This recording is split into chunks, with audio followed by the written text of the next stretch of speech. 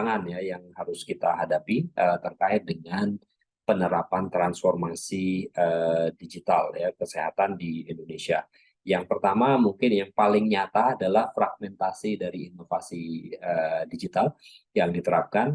Ada simpusnya, mungkin produknya ada simpus A, simpus B, simpus C ya, sim kliniknya ada, sim RS-nya juga ada, belum lagi yang berbasis program, ada SITB, SIHA, zoonosis, dan seterusnya.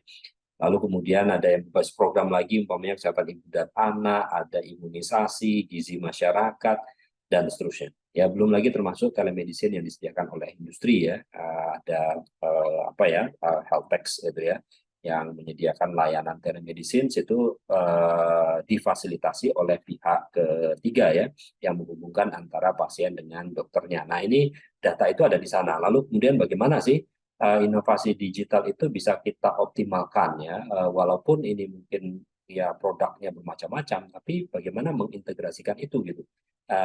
Nah, salah satu jawabannya adalah tadi yang kaitannya dengan interoperabilitas ya. Kemudian Paskes ya mau nggak mau harus menggunakan teknologi digital. Dan teknologi digital yang seperti apa ya? Yang pastinya harus bisnis utamanya ya memfasilitasi layanan kesehatan kepada pasien secara digital. Kemudian yang kedua mendukung manajemen organisasi. Kemudian yang ketiga outputnya itu bisa berkontribusi pada sistem kesehatan yang lebih luas atau berkontribusi terhadap pelayanan public health ya, contoh namanya tadi surveillance ya, secara real time. Lalu kemudian konsekuensi yang lain bahwa apa ya, fasilitas kesehatan harus meningkatkan kematangan digitalnya. Karena kematangan digital ternyata tidak hanya berkaitan sama teknologi. Karena ini berkaitan juga tentang orang-orangnya, tentang tata kelolanya, tentang keamanannya, tentang kemampuan analisisnya, lalu kemudian tentang menjaga apa ya privacy confidentiality ya dan seterusnya. Jadi tidak hanya berfokus pada teknologi saja, infrastruktur sama teknologi, tetapi aspek-aspek yang lain harus perlu dibangun. Ya, tidak mungkin bahwa teknologi digital itu akan sukses kalau itu tidak ada dukungan dari dan komitmen dari pimpinan, atau tidak ada tata kelola yang baik. Siapa yang bertanggung jawab untuk mengelola teknologi digital? Siapa yang nanti akan menggunakan? Kalau penggunanya ada masalah nanti ke siapa? Harus minta bantuan ke siapa dan seterusnya. Sehingga apa ya konsekuensi lain itu bahwa ya fasilitas pelayanan kesehatan selain mengadopsi teknologi digital harus mempersiapkan aspek-aspek pendukungnya ya, termasuk listrik gitu ya, tadi cukup atau enggak listriknya. Terus kemudian yang lain barangkali ya berkaitan sama kekhawatiran terhadap implikasi etik ya dalam pelayanan medis, umpamanya apa ya menggunakan teknologi digital itu malah justru mengalihkan komunikasi ya, tadinya komunikasinya bisa antar pasien tatap muka gitu, akhirnya menghadap ke komputer gitu ya, karena harus mengentri dengan menggunakan rekam medis elektronik. Terus kemudian aksesibilitas pasien yang mungkin tidak terkontrol ya, karena setiap orang punya akses ya. Dan ini tantangannya terhadap privacy dan confidentiality data pasien ya. Terus kemudian atau karena ada fitur-fitur yang kaitannya dengan clinical decision support system, maka tenaga medisnya seakan-akan apa ya tidak apa ya seakan-akan didrive oleh teknologinya gitu. Setiap kali meresepkan obat kok ada warning ini, kayak saya nggak tahu apa-apa aja gitu gitu. Jadi seakan-akan apa ya di drive ya. Atau mungkin adanya ketergantungan teknologi digital ya, karena saking mudahnya, saking enaknya menggunakan teknologi digital, tiba-tiba mati listrik, tiba-tiba servernya down, semuanya nggak bisa kerja gitu. Jadi ketergantungan terhadap teknologi digital. Nah, kemudian yang berikutnya adalah bahwa teknologi apa ya kematangan digital itu tidak hanya di tingkat fasilitas pelayanan kesehatan ya, tetapi juga di semua level organisasi. Ya dinas kesehatan ya juga kena, terus kabupaten maupun yang provinsi, bahkan Kementerian Kesehatan pun juga iya gitu, karena dia yang harus menyediakan.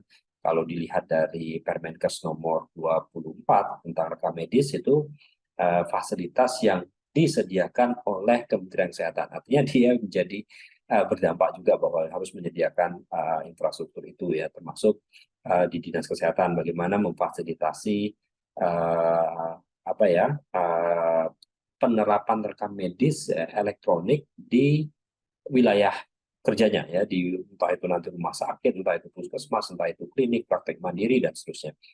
Nah, kemudian yang berikutnya adalah bagaimana sustenabilitasnya dan pembagian perannya bagaimana. Apa perannya dari Kemenkes, apa perannya dari subnasional, apa perannya dari mungkin lintas sektor ya, ada Kominfo umpamanya, atau BSSN barangkali ya kaitannya dengan keamanan. Lalu kemudian bagaimana perannya dari subnasional tadi, Dinas Kesehatan, lalu bagaimana perannya fasilitas pelayanan kesehatan, atau bagaimana perannya industri atau swasta ya, yang memfasilitasi apa ya penyediaan teknologi digital bagi fasilitas kesehatan. Jadi ini semuanya berdampak ya. Dan kalau kita melihat dari arsitektur yang utama ini antara lain adalah berkaitan dengan pertukaran data elektronik ya, maka standar data itu harus di maintenance ya. Fasilitas pelayanan kesehatan mengadopsi teknologi digital. Pertukaran data elektronik harus dijaga ya keamanan dan seterusnya, dan harus berkembang terus ya use case-nya. Kalau kita lihat dari yang ditetapkan sekarang itu ada 6 use case. Sekarang mungkin fokusnya use case 1, tapi kan harus berkembang use case 2, use case 3, use case 4. Nah, bahkan ini belum termasuk ya yang berkaitan sama apa ya umpamanya alat kesehatan gitu ya, pemeliharaan alat kesehatan atau manajemen aset ya dan seterusnya. Ini baru berdasarkan pada pelayanan orang ya, belum pelayanan yang lain. Nah, sehingga ini perlu dibagi ya. Ini perannya siapa, dan bagaimana nanti fasilitas pelayanan kesehatan yang di tingkat mikro itu bisa merespon. Lalu kemudian isu lain adalah keberlangsungan pelayanan kesehatan lintas negara. Jadi kalau banyak orang yang berobat ke luar negeri, ini bagaimana pertukaran data dengan elektronik dengan Filipina, dengan Thailand. Ini barusan kemarin dibahas di IHIN General Meeting tahun 2023 di Jakarta, tanggal November kemarin ya. Ini sudah mulai, WHO sudah mulai melihat pentingnya pertukaran data. Yang dilihat itu kasusnya adalah sertifikat vaksin ya, yang COVID kemarin ya. Vaksinasi bisa dilakukan di banyak negara ya, vaksinnya pun juga sama gitu ya, Sinovac ada dan lain sebagainya. Tapi bagaimana ini kemudian pada saat orang perjalanan ya, perjalanan masuk dari satu negara ke negara yang lain, bahwa data terkait dengan kesehatannya itu bisa diakses dan bisa dilihat bahwa oh iya Anda sudah divaksin, Anda boleh berkunjung ke sini dan seterusnya ya. Kemudian yang lain lagi nanti berkaitan sama literasi digital ya, dan kesenjangan akses layanan kesehatan dengan menggunakan pendekatan digital, karena ya tidak dapat dipungkiri ya bahwa walaupun ya penetrasi internet itu sangat cepat ya di Indonesia ya, kepemilikan HP itu juga melebihi dari jumlah populasinya. Tetapi bahwa literasi digital itu tidak hanya kepemilikan teknologi digital, tetapi juga bagaimana menggunakan teknologi digital itu dengan mudah. Sebagai contoh umpamanya, dulu pada saat pandemi ada 11 layanan telemedicine gratis itu. Sebenarnya siapa yang pakai ini? Jangan-jangan yang pakai ini hanya orang-orang yang tahu ya dan mampu untuk menggunakan teknologi digital. Gitu. Bagi orang-orang yang nggak tahu gitu ya, atau mungkin nggak mampu ya karena internetnya bisa mati, bisa hidup dan seterusnya, ini malah justru nggak bisa mendapatkan layanan gratis ini. Kalau kita lihat dari tantangan lagi, kalau di daerah-daerah terpencil itu malah apa ya tadinya ya idenya itu adalah oh kita bisa meningkatkan aksesibilitas layanan kesehatan di daerah terpencil dengan pendekatan telemedicine umpamanya. Tapi pas itu kemudian diterapkan karena ada keterbatasan sarana dan prasarana, maka pelayanan telemedicine itu malah nggak bisa dilakukan di situ. Nah, sehingga adopsinya itu justru malah dimanfaatkan oleh daerah-daerah yang infrastrukturnya, sarana prasarananya itu relatif lebih baik ya.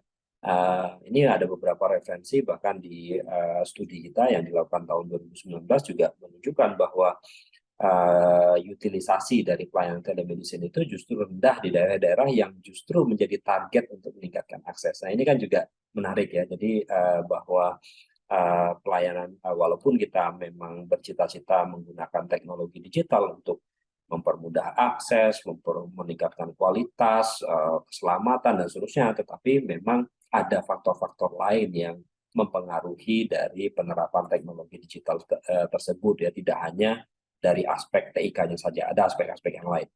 Nah, pertanyaannya kemudian apa benar teknologi digital mampu memperkuat sistem kesehatan? Nah, mungkin ini bisa dijawab ya dari sepanjang sejauh ini dari apa yang sudah terjadi di Indonesia 2 tahun terakhir atau 3 tahun terakhir ini bagaimana apa ya optimisme kita ya berkaitan dengan penggunaan teknologi digital dalam rangka tadi ya meningkatkan sistem kesehatan ya, karena sistem kesehatan itu tidak hanya pelayanan kesehatan saja, tetapi juga ada aspek-aspek yang lain.